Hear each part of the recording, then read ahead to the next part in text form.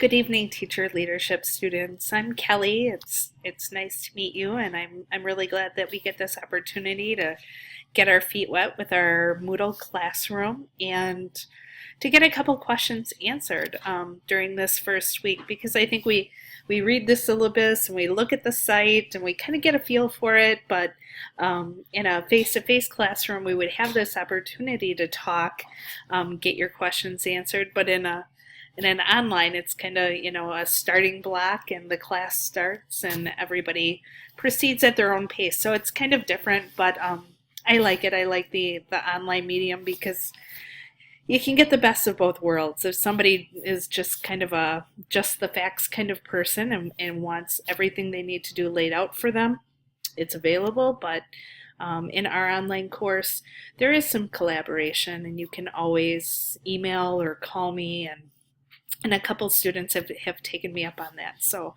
welcome to everybody. I'm so glad that we're able to do this through Viterbo, and yeah, let me just show you a few things.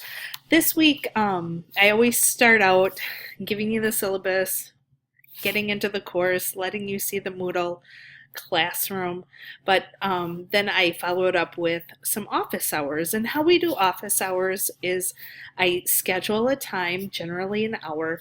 If it goes over an hour, that's okay. I set up a chat, which you will see, and that's when I'll be available, where you can come in and ask any questions. If you're not available, that's okay, because I leave the questions up for whoever later on wants to see what questions were asked, what were answered, things of that nature. So in that vein, on the home page, and I'm sorry, it does take a little longer. On the home page, you'll see getting our feet wet and questions answered, and that's a standard chat. So sorry about that. That's a standard chat, and so just clicking in there when you're ready. Tomorrow night, and I believe tomorrow night is going to be from 4 to 5, and then again on Thursday, hopefully after the Packers beat the Lions, we'll have another chat. So I did see that we have a couple Bears fans, so that's kind of rough, kind of dicey. Another question somebody had, which I thought was a really good one, is in our sign up for the books, our choice books, there was a question about how to form a subgroup. We have some students taking their first master's course, and that's very exciting. One way, if you don't know a lot of people, and you really don't want to participate in the choice group as 8 students, you want to develop a subgroup, is to actually go and make sure your profile is updated, which you can do right here. But you can go into participants, and I'm sorry, we do have to wait, and you can see everybody listed, and this is in one class, everyone listed, and you can see who have updated, with pictures and things like that. And you can actually click into their profile and find their contact information. And so you could send them an email and say, hey, I'm thinking about doing a subgroup for the Energy Bus or whichever book, and then sign up accordingly. You could also go into, and this is the book sign up, you could go in to this and say, subgroup 2, Kelly is looking for 2 to 3 to create a subgroup, and just see what the interest is. So you could do that too. No harm, no foul there. Also in the book groups, class 1 and class 2 are separate. We had some students even begin yesterday with the course, and so that's why I have both class sections up, because I didn't know if there would be movement in between the classes, or how our mothership at Viterbo would arrange our students. So I just wanted to provide all the information in one place. Another excellent question concerned the link for the Padlet, and I have to apologize. On our Google Doc and on our syllabus, it said that the Padlet link assignment, which you'll find right here, decision making Padlet link, is actually a cycle 2 assignment, but when you went into the assignment Dropbox, it said it was due December 3rd, and I am sorry for any confusion or anxiety that that could have caused, because it is not due till the second cycle, so don't worry about it. You know, all that assignment is providing the link to the Padlet that you've created with your group so that everybody else can see it.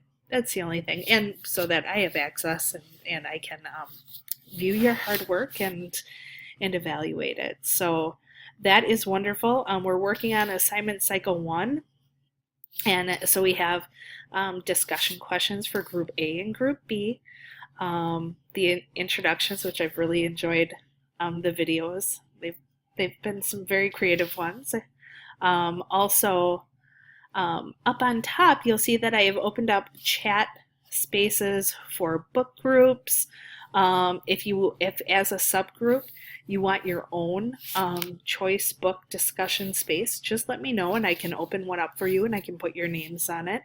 But then also a discussion space for the Six Hats Thinking group and the Bowman and Deal group for assignment 2. So we have those. The other excellent question that was asked concerns citations in chats, and you will see that I have required getting the APA manual, and I do teach 601, so I think it's important for us to start infusing some of this APA writing, citations, providing resources in an APA format in every class.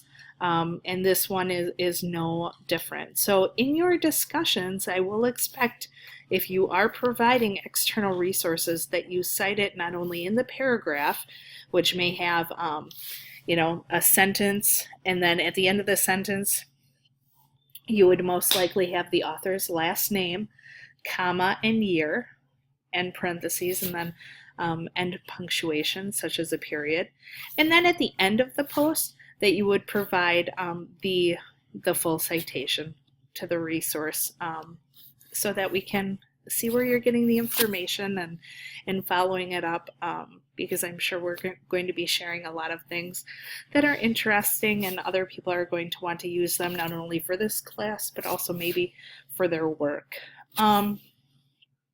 Other than that, we'll have the office hours and see how that goes. It is not required that you are online at that time, but if there is time that you want to talk and get any questions answered, please feel free. You'll see that the chat areas are not in a blog format. It's really, you will start your own discussion and then other people will then reply to it. So you can see mine, you just click into it and be able to read it. Okay.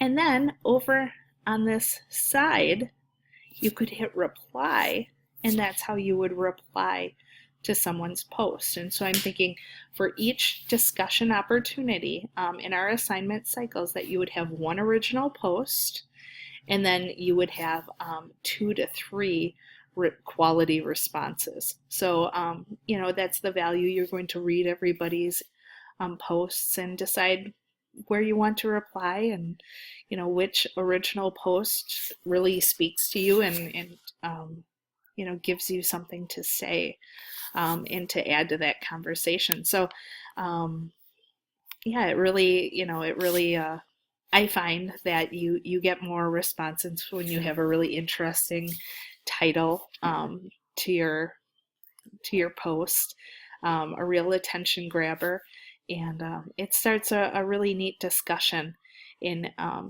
each section. So that's what I have for now. I hope everybody's doing great, and that the first couple days in getting used to the Moodle, that we're really approaching it from a place where um, this is an adventure and a discovery, and know that my intention is for this first cycle for us to really get comfortable with where everything is and how to access the course, the other students and myself as your instructor, that you can always ask me questions, because my goal is that, we're using this opportunity to grow as teacher leaders, and that the Moodle class site works well for that venue. So I hope everyone is well, and go Packers, and have a great week. Take care. Bye bye.